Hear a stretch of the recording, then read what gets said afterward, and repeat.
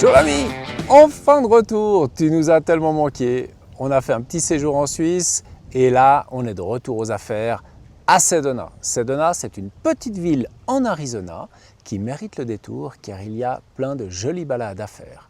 Et en plus, il y a une belle histoire sur Sedona. Allez, on t'emmène tout de suite avec nous. C'est un avant-goût sur les prochaines semaines. Je t'en dis pas plus, c'est parti. Bon, ce matin, on est avec Sandra les crampons, évidemment, comme d'habitude. Et puis, on va faire la Devil's Bridge, mais par l'autre côté. Et on ne s'est pas rendu compte, mais en fait, on est des fainéants parce qu'il n'y avait pas de place de parc sur le parking officiel. Et à la place de faire 4 miles, on va en faire que 2.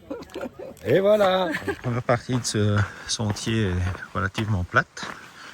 Il va bien falloir monter à un moment donné, mais c'est très joli, arborisé. Et malgré l'heure tardive, 8h15 du matin, il n'y a pas grand monde.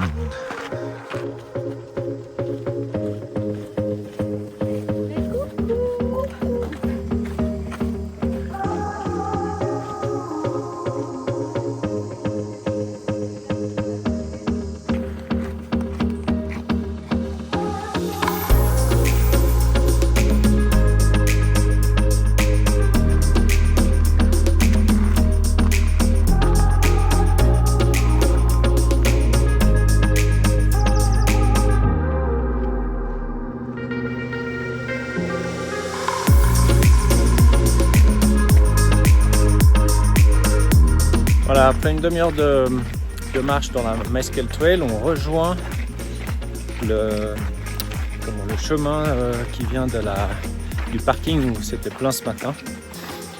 Et donc là, il doit rester 1,4 miles normalement. Alors, on s'approche du Graal. Il reste quelques mètres pour arriver dessus. Donc on se réjouit de voir ça.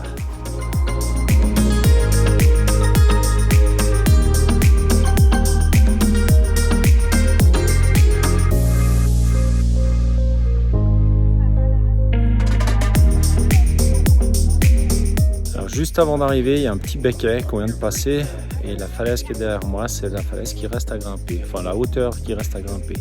Parce qu'évidemment qu'on ne va pas l'escalader, il y a un petit chemin qui passe pour les fainéants comme nous.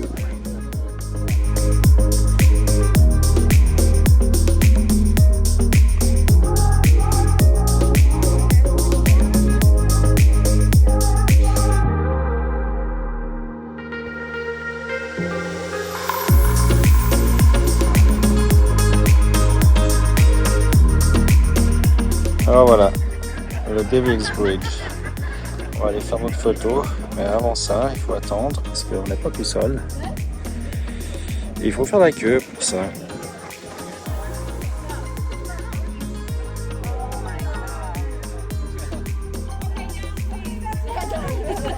Bon, ben voilà, on y est.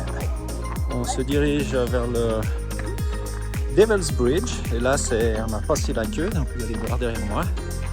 Voilà, tout le monde attend pour faire la photo sur le Devil's Bridge et qui est plutôt vertigineux depuis le dessus, enfin quand on est en face, mais depuis dessus ça va, enfin ça va, on s'entend.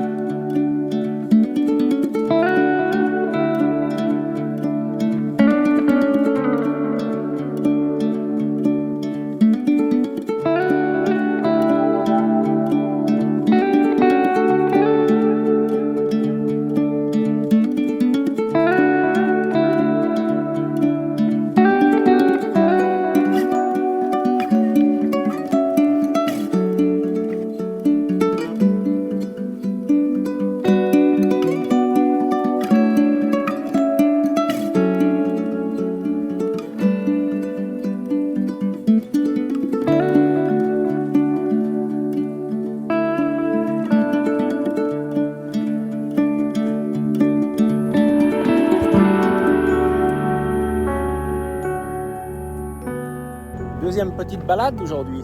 Fay Canyon. Fay Canyon. Et c'est 1,3 miles. Et ça On commence. fait le canyon. On fait le canyon.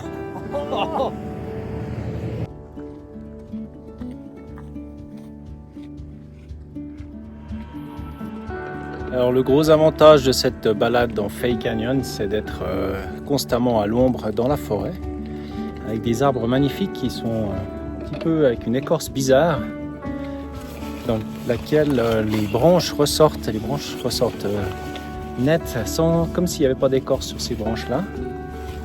Et puis voilà, c'est très joli, mais c'est pas photogénique du tout. L'histoire de Sedona est un mélange fascinant de culture amérindienne sacrée, d'esprit pionnier du Far West et d'essor spirituel moderne. Les tribus considéraient des canyons de grès rouge comme un lieu sacré de guérison, de renouveau et le centre de l'univers. Rien que ça. À la fin du 19e siècle, les premiers colons blancs s'installent dans la vallée d'Oak Creek pour y cultiver la terre et élever du bétail. Nouvelle journée, nouvelle randonnée. Et ce matin, c'est la Boynton Canyon Deadman's Trail. À 5 minutes de marche à plat, on commence à grimper un petit peu. C'est très joli. On perçoit quelques petites montagnes rouges devant.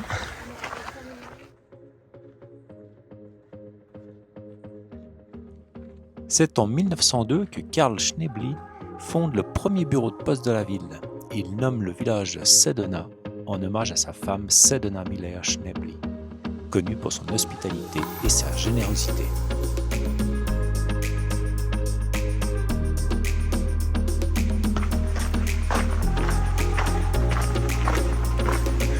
Alors la première partie de cette balade est très sympathique parce qu'elle est à l'ombre. En tout cas le matin à 7h30. Voilà, l'après-midi ça va être une toute autre affaire je pense.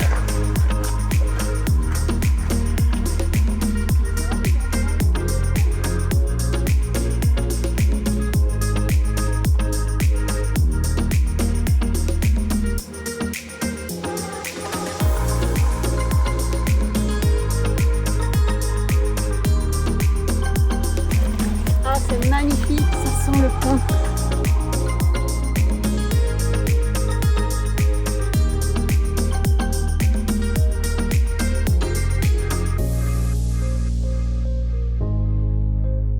De la Boynton, on a bifurqué. Il n'y a aucune indication, c'est pas officiel. Et là, on se dirige vers la Subway Cave. Normalement. Dès les années 20, l'industrie du cinéma découvre la beauté unique des formations rocheuses de la région. Ce décor naturel devient idéal pour le tournage de dizaines de westerns et de publicités. C'est dans les années 80 que Sedona devient un centre mondial du mouvement New Age suite à la mise en lumière de ses vortex énergétiques. Cela attire des artistes, des guérisseurs et évidemment des voyageurs du monde entier.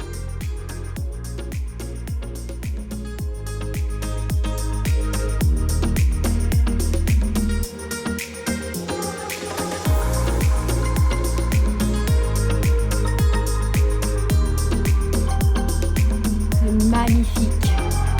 Trop beau, trop beau.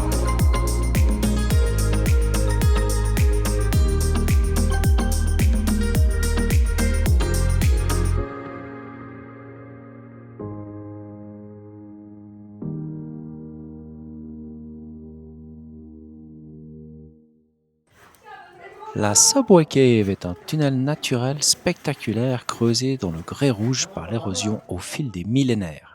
Son histoire est étroitement liée au peuple Sinagua, une tribu amérindienne qui a occupé la région entre les 7e et 15e siècles. En grimpant dans la grotte, on peut observer les vestiges de petites pièces construites par les Sinagua. Ils utilisaient ces cavités naturelles comme abris et greniers pour se protéger et conserver leurs récoltes.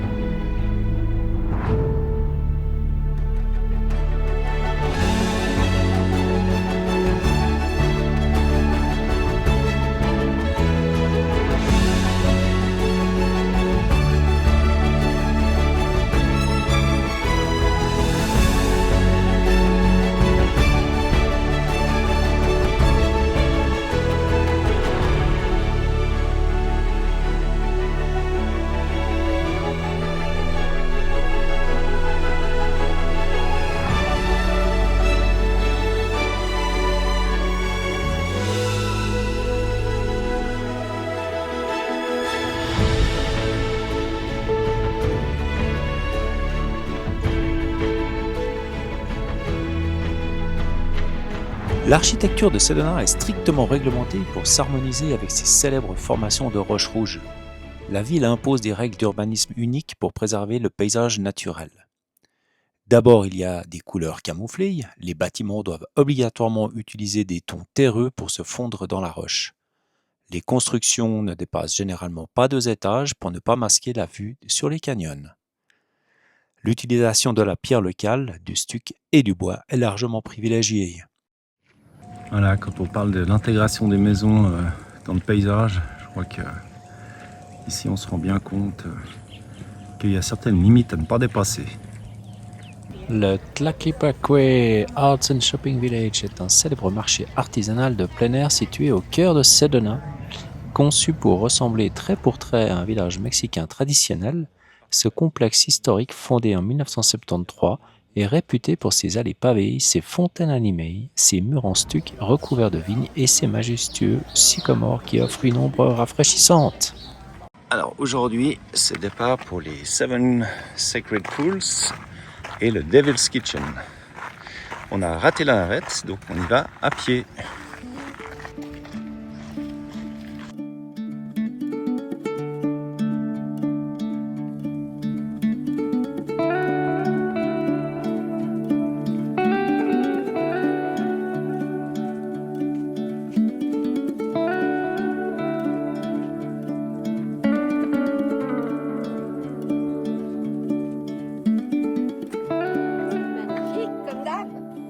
Bon, on arrive déjà sur le Devil's Kitchen,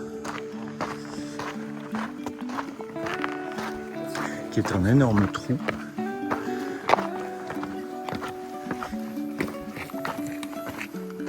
Ah oui, c'est un trou. Cet énorme trou a été formé par l'effondrement de plusieurs grottes dessous.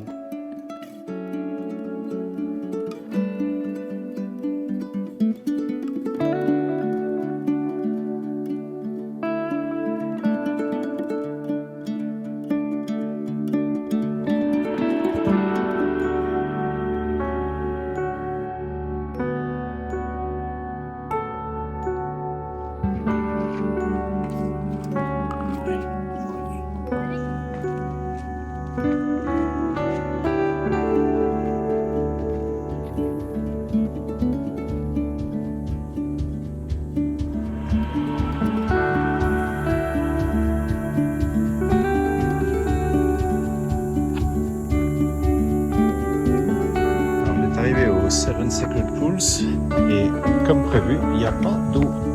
Donc pour la baignade de pool en pool, ça ne sera pas pour aujourd'hui. Mais c'est la l'eau qui tourbillonne là-dedans, c'est sympa.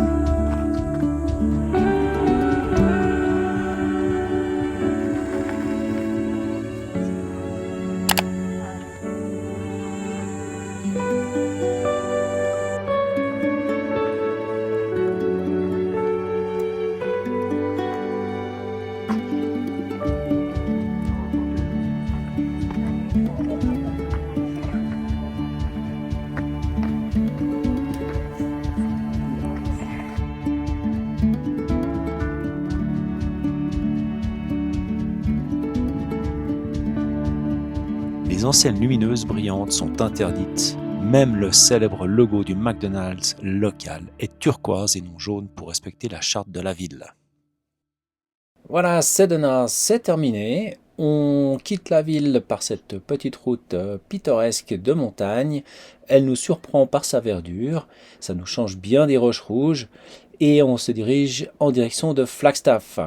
On espère que cette vidéo t'a plu. Nous, on continue la route et la prochaine étape sera Williams. Allez, ciao l'ami!